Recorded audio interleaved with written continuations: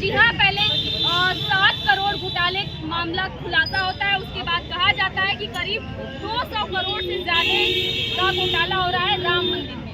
यहाँ जानते हैं क्या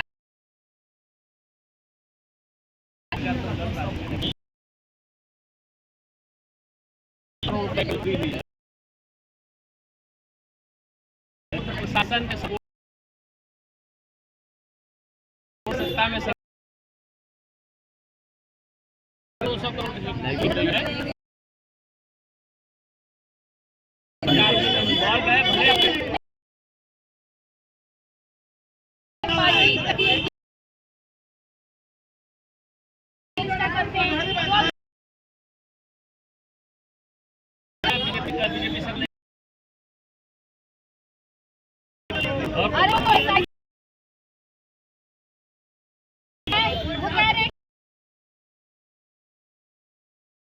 बीजेपी सब जा रहा है 15 दिन के अंदर जो चोरी हुई हो उस पैसे जाएगा। इनसे जनता 2 लाख रुपए की चोरी होने की बहुत मशक्कत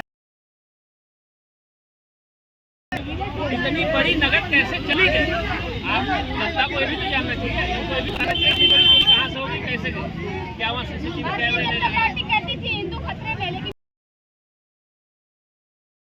राम जी भी खतरे में है और हमारे देश की जनता भी खतरे में है। ये सिर्फ धर्म और जाति को मुद्दा बनाकर सत्ता में आए हैं, उसी के द्वारा जनता को गुमराह कर रहे हैं।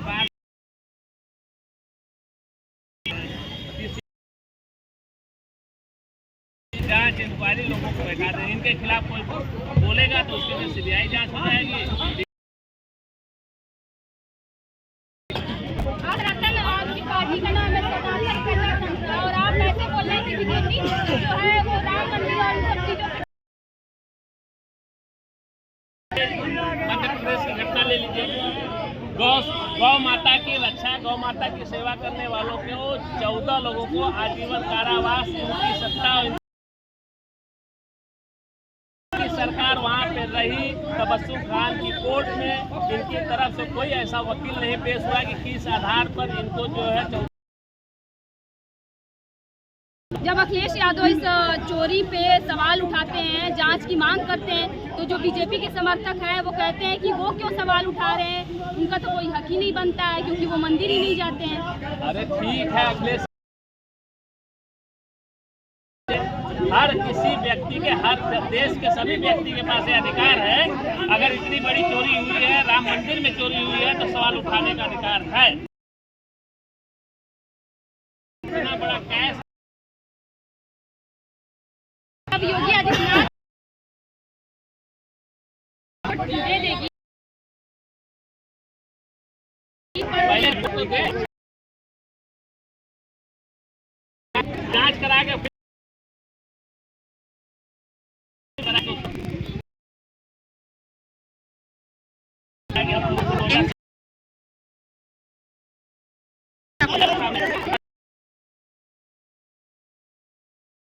क्या किसी ने कैमरे में कौन सी सिक्योरिटी व्यवस्था थी?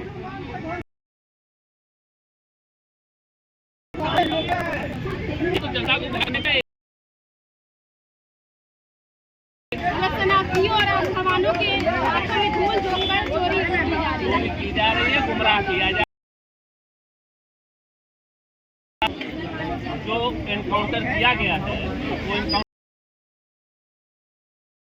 किया गया तिवारी का एनकाउंटर किया। लेकिन ब्राह्मण ठाकुरों की ये पार्टी है, भाजपा का ब्राह्मण का ही एनकाउंटर करती है बीजेपी। इसके अभी तक कोई बीजेपी ब्राह्मण ठाकुरों की पार्टी नहीं थी। ब्राह्मण के पास एक समस्या थी। अब 2027 में हमारी पार्टी सनातन प्रजातंत्र दल है, ब्राह्मण सामान्य वर्ग की पार्टी है। जाति का समर्थन नहीं करते, वर्ण व्यवस्था का समर्थन करते हैं। ये सनातन से चला आया है वर्ण व्यवस्था, जाति नहीं होती। जाति नहीं, इसको वर्ण बोलते हैं। चार वर्ण, बहुत सारी बिरादरियां हैं, ब्राह्मण में ब्राह्मण है, वैश्य में बहुत सारी बिरादरियां हैं। लेकिन उसमें तो ये भी तर्क है ना कि जो ब्राह्मण है वो मस्तिष्क से पैदा हुए हैं, शूद्र पैदा हुए हैं। अब ये तो तर्क देना चाहे तो नहीं, जन्म से ही हर कोई शूद्र होता है, कर्म से हर कोई ब्राह्मण होता है। माँ के गर्भ से जब बच्चा पैदा होता है तो शूद्र ही होता है, वो कर्म से बनता है। रविदास को ले लीजिए, वो भी तो शूद्र थे, मगर उनका ब्राह्मण से ऊंचा चरण, उनका चरण ब्राह्मण भी। तो संत और समाज वर्ण व्यवस्था है, वर्ण व्यवस्था को मानते, जातियां तो बना के विभाजन। लेकिन जब वर्ण व्यवस्था थी तो वहाँ भी देखिए, जो रूढ़ी